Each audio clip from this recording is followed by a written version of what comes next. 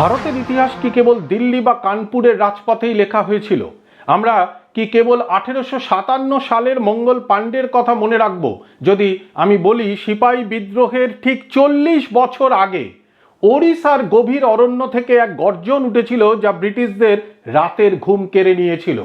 আজকের ভিডিওতে আমরা ফিরে যাব 1817 সালে, যেখানে তলোয়ার আর ধনুক নিয়ে সাধারণ কৃষকরা পৃথিবীর সবচেয়ে শক্তিশালী সাম্রাজ্যবাদী শক্তির বিরুদ্ধে রুখে দাঁড়িয়েছিল। এটি কেবল একটি বিদ্রোহ ছিল না, এটি ছিল ভারতের প্রথম সংগঠিত স্বাধীনতা সংগ্রাম।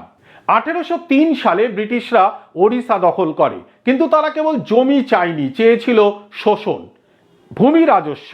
ব্রিটিশরা পাইকদের বংশানুক্রমিক নিষ্কর জমি কেড়ে নেয়। তারপর কড়ি মুদ্রা বর্জন, ওড়িশার মানুষ কড়ি দিয়ে লেনদেন করত। ব্রিটিশরা জোর করে টাকা মানে কারেন্সি চালু করে, যা সাধারণ মানুষের সঞ্চয়কে একেবারে শূন্য করে দেয়। এরপর আসে লবণ কর। সমুদ্র তীরবর্তী ওড়িশার মানুষের প্রধান জীবিকা ছিল নুন তৈরি করা। ব্রিটিশরা এর উপর একচেটিয়া অধিকার বসিয়ে সাধারণ মানুষের অন্নে টান দেয়। ইতিহাসবিদ বিসি রায় তার গবেষণায় বলেছেন, the British administration reduced the once prosperous paiks to the status of paupers. অর্থাৎ ব্রিটিশ প্রশাসন একসময় সমৃদ্ধ পাইকদের ভিক্ষুকে পরিণত করেছিল। বিদ্রোহের ভিত্তিপ্রস্তর স্থাপিত হয়েছিল 1804 সালে। রাজা মুকুন্দ দেবের প্রধান উপদেষ্টা জয়ী রাজগুরু ব্রিটিশদের বিরুদ্ধে বিদ্রোহ করেন। 1806 সালে তাকে ধরা হয়। ব্রিটিশরা তার সাথে যে নৃশংসতা করেছিল তা শুনলে আজও গায়ের লোম খাড়া হয়ে যায়। মেদিনীপুরের বাঘিতোটায় একটি বট গাছের দুটি ডাল নুইয়ে এনে তার পা বেঁধে দেওয়া হয়েছিল। ডালগুলো ছেড়ে দেওয়ার সাথে সাথে তার শরীর দ্বিখণ্ডিত হয়ে যায়। জয়ী রাজগুরুর এই রক্তই পরবর্তী প্রজন্মের মনে স্বাধীনতার আগুন জ্বালিয়ে দেয়। বন্ধুরা, আমরা আজও পাঠ্য বইয়ে জয়ী রাজগুরু বা বক্সী জগবন্ধুর নাম খুঁজে পাই না।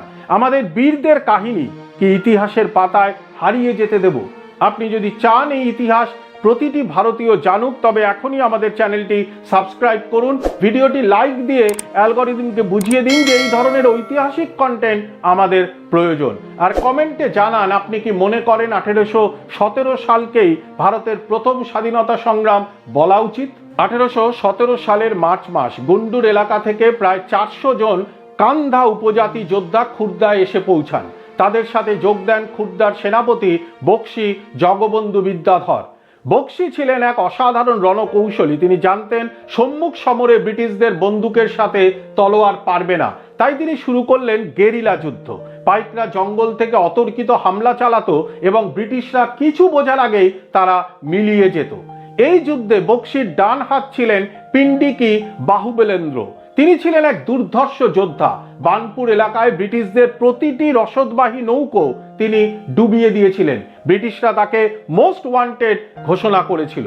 অন্যদিকে মাধবচন্দ্র রাউতরায় তপং এলাকার ব্রিটিশদের নাজেহাল করে দেন। ব্রিটিশ কামানের গোলার মুখে দাঁড়িয়েও তিনি পিছু হটেননি। 1817 সালের এপ্রিলে কালেক্টর ট্রাওয়ার তার ডায়েরিতে লিখেছিলেন, the paiks have taken full control of the passes and the whole country is in open rebellion. We are losing our ground. অর্থাৎ পাইকরা সব রাস্তা দখল করে নিয়েছে এবং গোটা দেশ বিদ্রোহে মেতেছে। আমরা আমাদের নিয়ন্ত্রণ হারাচ্ছি। এবার আসা যাক মূল তর্কে।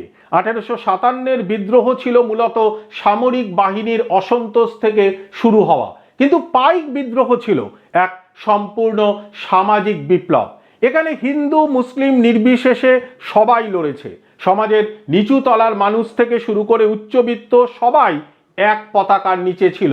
এটি ছিল পুরোপুরি পরিকল্পিত এবং লক্ষ্য ছিল ব্রিটিশদের দেশ থেকে তাড়ানো। তাই অনেক ইতিহাসবিদের মতে ভারতের স্বাধীনতা সংগ্রামের ক্যালেন্ডার 1857 থেকে নয়, বরং 1817 থেকে শুরু হওয়া উচিত। ব্রিটিশরা কূটনীতি আর নিষ্ঠুরতা দিয়ে বিদ্রোহ দমন করে। মার্শাল ল জারি করা হয়, বহু পাইককে ফাঁসি দেওয়া হয়। বক্সী জগবন্ধু 10 বছর আত্মগোপন করে থাকার পর 1825 সালে আত্মসমর্পণ করেন এবং 1829 সালে কটকে তার মৃত্যু হয়। কিন্তু ব্রিটিশরা এই বিদ্রোহের কথা ধামাচাপা দিতে চেয়েছিল, যাতে অন্য কোনো রাজ্যে এর প্রভাব না পড়ে। ফলে ইতিহাসের বইয়ে এটি কেবল একটি স্থানীয় হাঙ্গামা হিসেবে থেকে যায়। অবশ্য 2017 সালে ভারত সরকার আনুষ্ঠানিকভাবে ঘোষণা করে যে 1817 সালের পাইক বিদ্রোহ ভারতের স্বাধীনতা সংগ্রামের এক অবিচ্ছেদ্য অংশ। আজ যখন আমরা স্বাধীন ভারতে শ্বাস নেই, তখন যেন ভুলে না যাই সেই সব পাইকদের কথা যারা নুন আর মাটির অধিকার রক্ষায় নিজেদের প্রাণ দিয়েছিলেন। বক্সী জগবন্ধু বা জয়ী রাজগুরুরা আজও ওড়িশার লোকগাথায় অমর হয়ে আছেন। আমাদের দায়িত্ব তাদের এই বীরত্ব গাথা পরবর্তী প্রজন্মের কাছে পৌঁছে দেওয়া। ইতিহাসকে ভুলে যাবেন না, কারণ ইতিহাসই আমাদের ভবিষ্যতের পথ দেখায়। দেখা হবে পরের ভিডিওতে। জয় হিন্দ, নমস্কার।